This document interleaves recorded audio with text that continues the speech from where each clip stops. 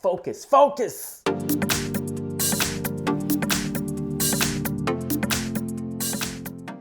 Hey guys, Omar here for another Fuji X-T20 video, and in this video we are going to try to figure out the autofocus system. Let's do it.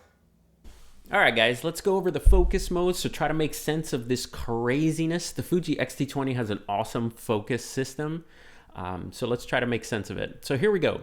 First, you can switch the focus modes on the X-T20 just like other Fujis with the little dial in the front. We have single shot focus, continuous focus, and manual focus. In this video, we'll be pretty much covering the first two. We'll save manual focus, which is super fun, in another video. If you're coming from Canon or you're using a Canon, the one-shot mode is single and the AI servo is continuous. Okay, first, how do you know if you've achieved focus? Well, first, if you half hold the shutter, there'll be a green, the square will completely be green, which means it lock focus. There's also a little green dot in the corner here, which tells you you've achieved focus.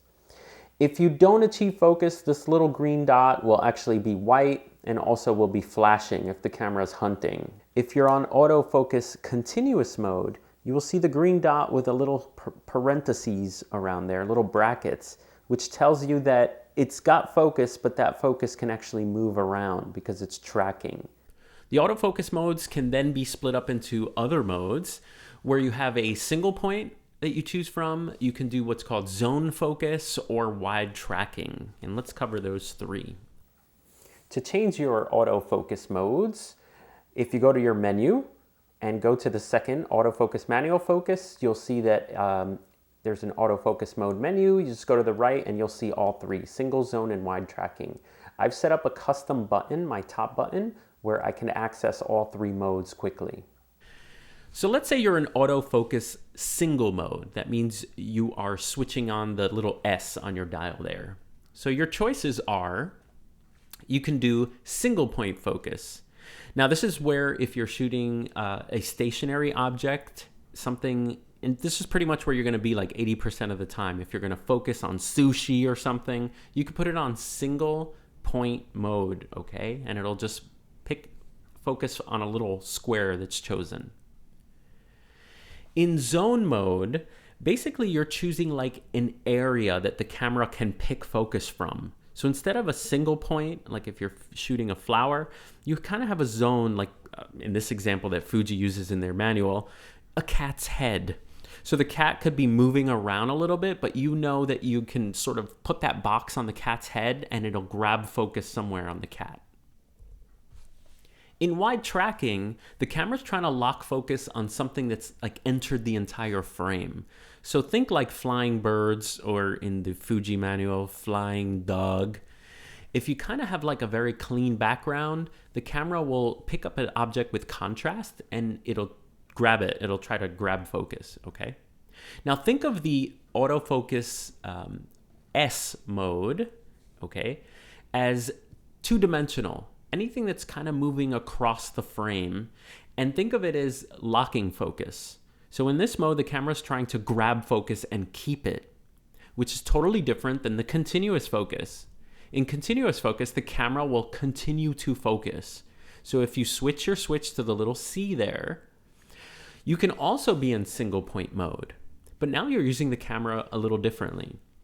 So this is if someone's running at you, you can put single shot mode, and if the person jogs towards you, the camera will continue to focus. Again, in Canon, this is the AI servo mode.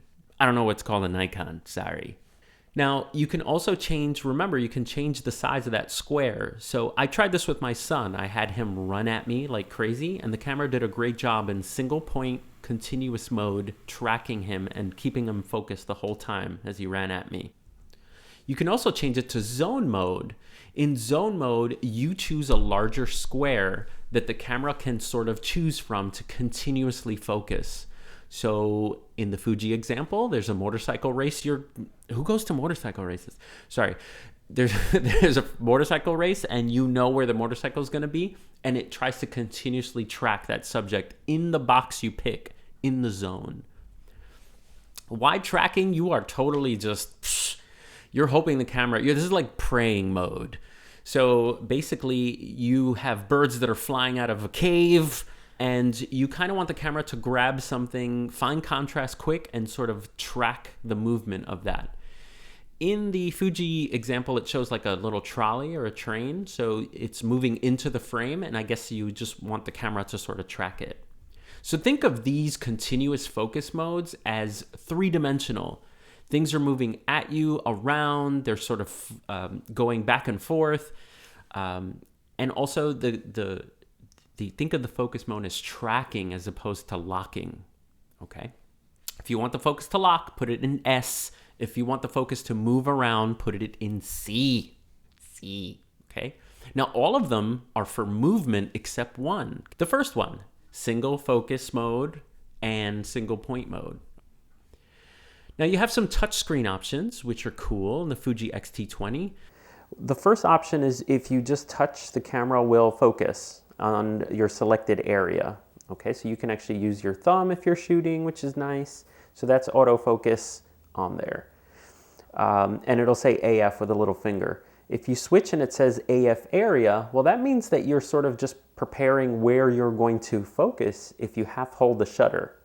So you're going to focus on the star. It has not focused yet. You actually have to half hold the shutter and then it will focus. Okay, so that's AF area. Off, the touch does nothing, and shot, it will autofocus and then shoot all in one, okay? I'm not so crazy about that option. I like to confirm focus first. All right, let's cover single focus mode. If you're in single focus mode, okay, and let's say you're in single drive, continuous low, or continuous high, and you're in single point, basically here's the grid that you'll see on the back of your camera or in the electronic viewfinder. Now, let's say that you see this if you're in single shot, single point mode. Well, that means that you need to turn on more focus points. You have to go to your autofocus manual focus setting in your menu and switch the number of points to 325, okay? All right, so let's go over what the buttons and dials do when you're focusing. The first thing is if you're seeing your grid, you can completely move the grid with the selector dial back and forth, okay? You can also touch, which is actually quicker using the X-T20. All right, check. Next, you could use the display back button to center your selection point. Check. The dial, the rear command dial, if you rotate it, it changes the size. Check. And if you press the back button, it'll restore the size of the square to the original size. All right, so let's move to zone mode. If you're in single shot, continuous low, or continuous high mode, and you're in single autofocus, if you go to zone mode, this is the grid you'll see. Again, this is for focusing on your cat's face, okay? If you go to wide tracking, you'll see a larger grid. Now, there's a bracket that surrounds the wide tracking zone. You'll see 4 brackets in the corner to tell you that you're in wide tracking mode, okay? Again, this is for objects that are kind of walking across your the viewfinder and you want to lock on them. Now, the one thing to know is that if you're in single autofocus mode, that means in the S, and you're in wide tracking, you can't pick your focus mode. You can't choose, if someone walks into the frame, you can't just touch the screen and pick them. Sorry, guys. Okay, continuous mode. If you're in continuous mode, that means you're trying to capture action. Now, if you notice in the drive, single and continuous low, I'll talk about continuous high in a second because your grid will look a little different if you're in continuous high. If you're in single shot mode and continuous low, and you're in continuous focus mode, single point mode, the grid will look completely the same. If you switch to zone, you will see the same grid as you did with single autofocus mode. If you move to wide tracking, you'll see this as your grid, okay? And this is where the camera will be choosing. Now you can change this little grid to the side or the corner, kind of telling the camera that's where something will be entering the frame from. So that's something you can do, is you can kind of pick, if you're in continuous mode, you can pick where the camera can start tracking from, okay? Now, one thing to know is if you're on continuous high drive. If you're in continuous high drive and continuous focus mode, you're gonna have less autofocus points to switch from. So everything's concentrated in the center. If you're in zone mode, you lose the ones on the side, basically. Now, what's cool is if you're in continuous focus mode, you have some options to pick from. There are 5 presets depending on what situation you're in. So let's talk about set 1. Set 1 is perfect for the situation I talked about where someone's jogging towards you. And even the little Fuji picture that's on the menu shows you that, which is great. So that's set number 1. Set number 2 is great. Set number 2 is great if you are shooting cheetahs, apparently. But if you are shooting a soccer game and you have a favorite player or your kid is in a soccer game and you're totally trying to track that one child, set number 2 ignores any kind of obstacles that will go in front or move in front of the object you're trying to track. Or if you're shooting Spider-Man going behind Ant-Man, perfect example. Continuous focus option number 3. In this option, basically the camera is trying to, it's looking for objects that are sort of like slow down and then speed up again. So like a car coming towards you, turning the corner and then going away. Some bike making a U-turn.